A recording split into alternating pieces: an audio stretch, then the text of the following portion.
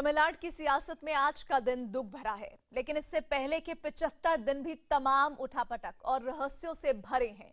जयललिता 75 दिन पहले 22 सितंबर को अपोलो अस्पताल में भर्ती हुई थी। इन 75 दिनों की कुछ कहानियां ऐसी भी हैं जो बताती हैं कि जयललिता कितनी अकेली थीं, अपने परिवार से कितनी दूर थीं।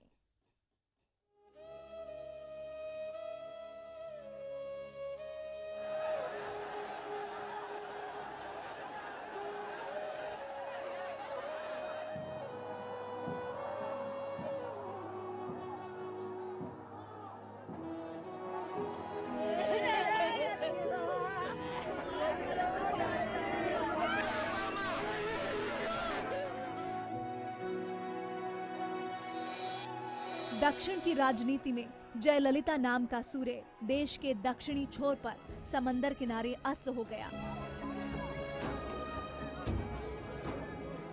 जिस एमजीआर के साथ राजनीतिक जीवन शुरू किया था, देह का अंत भी उसी एमजीआर के स्मारक पर जाकर हुआ।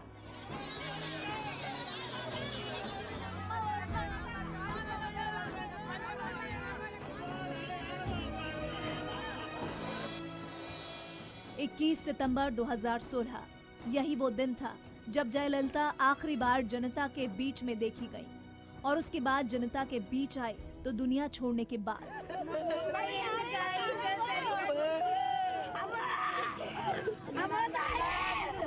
The global leader, Dr. Puratchi Thalaivi, she is the one and only one and the Iron Woman of India. Dr. Puratchi Thalaivi, Golden Star of the world. Who is going to see her? She is goddess. जिसके जाने से द्रविड़ों की धरती द्रवित है, जिसके जाने के शोक में तिरंगा झुका है, जिसकी विदाई पर हजारों लोगों की भावनाओं के तटबंध टूट गए हैं, जिसकी शव यात्रा में सिरों का अनंत हुजूम है, जिस जयललिता के देहावसान के शोक में देश डूबा है, वही जयललिता अपने निजी जीवन में बहुत अकेली थी। जयललिता और उनके आखिरी 75 दिन इस बात की तस्दीक करते हैं। इन 75 दिनों में कई ऐसे सवाल और कई ऐसे रहस्य छूट गए हैं जिनके जवाब शायद अब कभी नहीं मिलेंगे, और कुछ रहस्य ऐसे भी जिनसे पर्दा उठा है। अपने जीवन के आखिरी 75 दिनों में जयललिता बहुत अकेली थी। उनके पास उनके परिवार का कोई सदस्य नहीं था। जयललिता के भाई जय कुमार की बेटी दीपा उनसे मिलने अस्पताल पहुंची थी, लेकिन पुलिस ने दीपा को जयललिता से मिलने नहीं दिया। दीपा ने बताया कि जयललिता उनकी बुआ हैं। पुलिस ने कहा कि वो वापस उनसे बात करेंगे, लेकिन पुलिस की तरफ से कोई जवाब नहीं आया। जयललिता पूरे तमिलनाडु की अम्मा बन गई। जनता से उनका भावनात्मक नाता तो जुड़ गया, लेकिन अपने खून के रिश्तों को उन्होंने किनारे ही कर दिया। जयललिता के इस मिजाज का राज क्या था, ये तो कोई नहीं जानता, लेकिन कहते हैं कि राजनीति में दोस्त कोई नहीं। शायद इसीलिए जयललिता ने रिश्तों को भी अपनी राजनीति से दूर रखा। अक्टूबर 2014 में जब जयललिता जेल से बाहर आई थी, तो दीपा और उनके पति माधवन ने उनसे मिलने की कोशिश की थी। दीपा और माधवन अन्ना द्रमुक के समर्थकों के बीच पोएस गार्डन वाले बंगले पर बारिश में जया का स्वागत करने को खड़े थे, लेकिन निराशा ही हाथ लगी। जयललिता ने एक प्रयास जरूर किया कि अपने भाभी जी और अपने उनके बच्चों के साथ जोड़ने का। कुछ दिन तक पोएस गार्डन में आके रहे भी उनके साथ, लेकिन जो शशिकला है, शशिकला का प्रभाव इतना भारी था उनके ऊपर कि शशिकला ने किसी तरह वो अपना खेल खेल के ये परिवार को अलग थलग किया।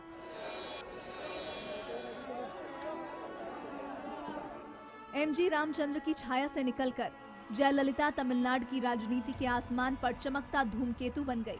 उनका जीवन कई तरह के विरोधों से भरा रहा, बदले की राजनीति और अकेलेपन के गहरे रहस्यों से भरा रहा।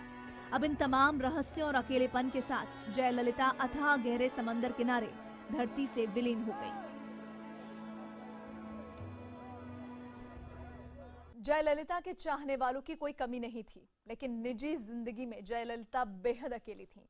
एक बेटा गोद भी लिया, लेकिन हालात ने उसे भी दूर कर दिया। बीते 75 दिनों में एक दिन वो भी आया जब बेटा चाहकर भी जयललिता से मिल न सका।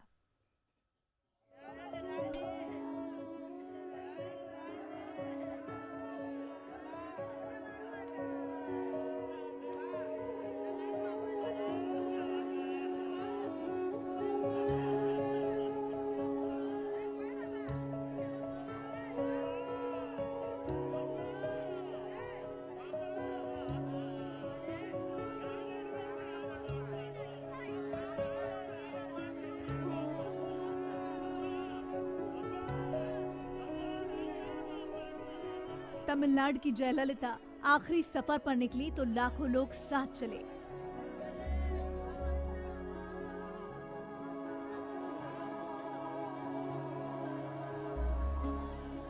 जयललिता से अम्मा बनने में जयललिता ने जीवन की चौथाई सदी खपा दी।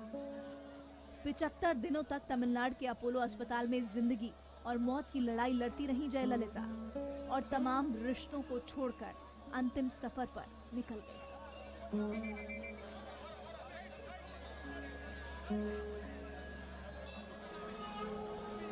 जिसकी अंतिम यात्रा में पूरा राज्य और देश के तमाम दिग्गज उमड़ पड़े।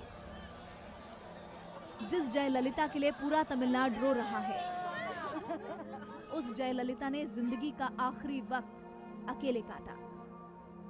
जैसे जैसे जिंदगी की गाड़ी आगे बढ़ी, एक एक कर उनसे उनके सारे रिश्तेदार अलग हो गए। अंग्रेजी में कहावत है कि you are the loneliest at the top. When you reach that position, you find yourself alone.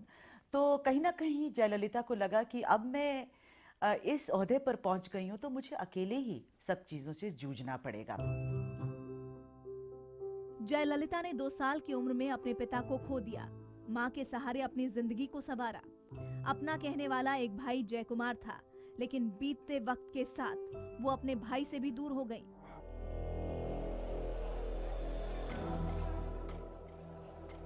राजनीति में आने के बाद तो तस्वीर ही बदल गई। जयललिता ने अपने भाई जय कुमार से सारे रिश्ते तोड़ दिए, जिसके चलते जय कुमार को अपने बच्चों और बीवी को लेकर अलग होना पड़ा। जयललिता ने अपने बेटे समान भाई को क्यों खुद से दूर कर दिया, इसको लेकर उन्होंने कभी कुछ नहीं कहा।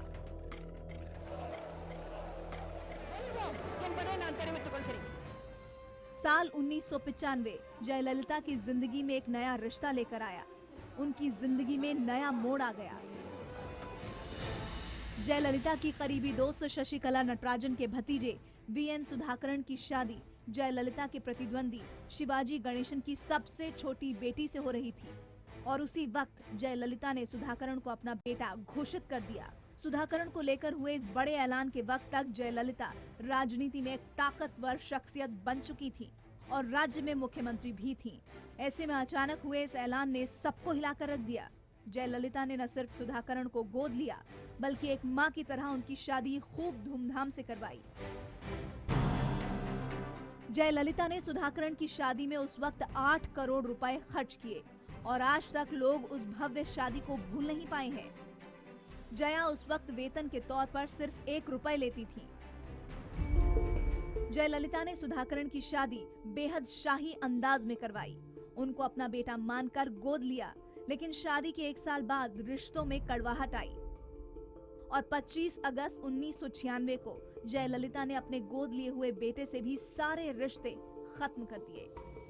ऐसा माना जाता है कि शादी के बाद से ही सुधाकरन और जया के रिश्ते इतने गहरे हो गए थे कि लोग सुधाकरन को उनका उत्तराधिकारी मानने लगे थे।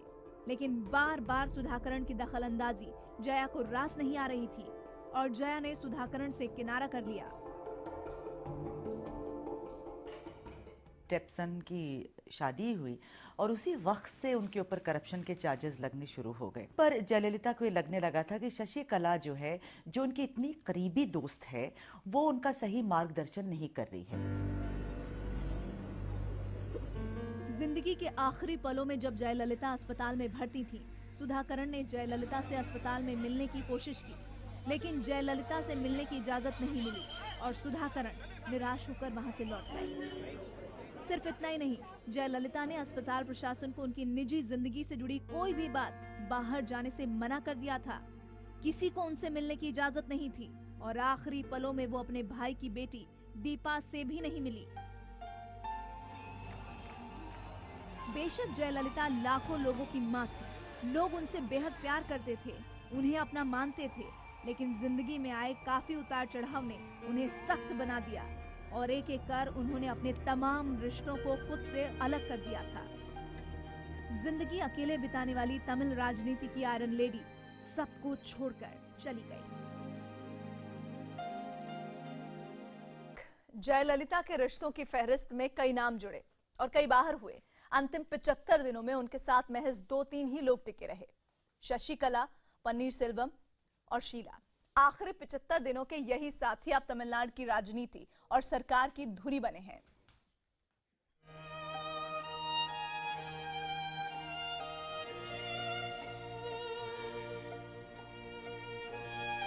राजाजी हॉल के सफर से होते हुए जयललिता राज्य की राजनीति के शिखर तक पहुंच गई। एमजी रामचंद्रन को इसी हॉल में आखिरी बार जयललिता ने देखा था। राजनीति के शिखर तक पहुंचने के बाद जयललिता इसी हॉल से जीवन के अंतिम सफर पर निकल गईं। अम्मा हमको छोड़ के चले गए। अभी हम तो यतीम बच्चे, हमको कोई आसरा नहीं। अभी तमिलनाडु में अम्मा का नाम बोलने कोई नहीं बाबा।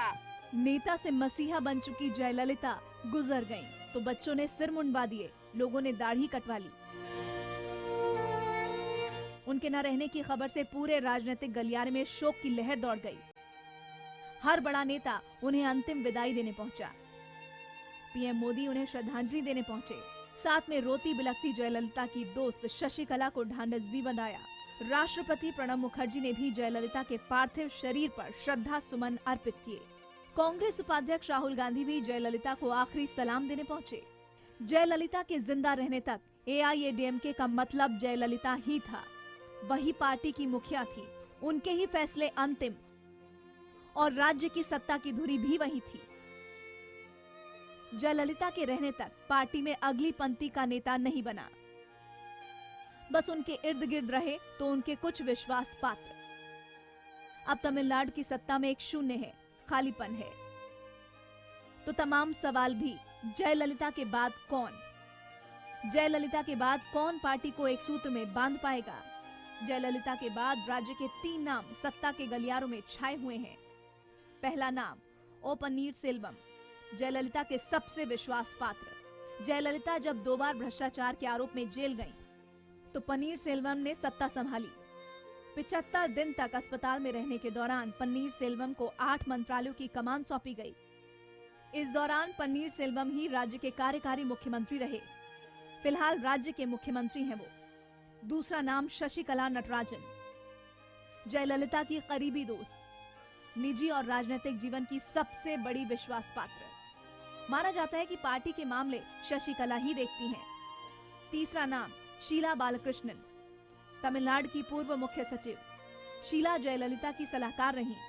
जयललिता के अस्पताल में रहने पर प्रशासनिक कार्य संभाला। जयललिता ने जिंदगी में रिश्तों को करीब से जिया भी और रिश्तों से दूरियां भी बनाई। अब उनके जाने के बाद उनके 2 ही करीबी रिश्ते बचे हैं, शशिकला और पन्नीरसेल्वम, जिनके ऊपर एआईएडीएमके और सत्ता को बचाए रखने की जिम्मेदारी है। अभी के लिए बस इतना ही।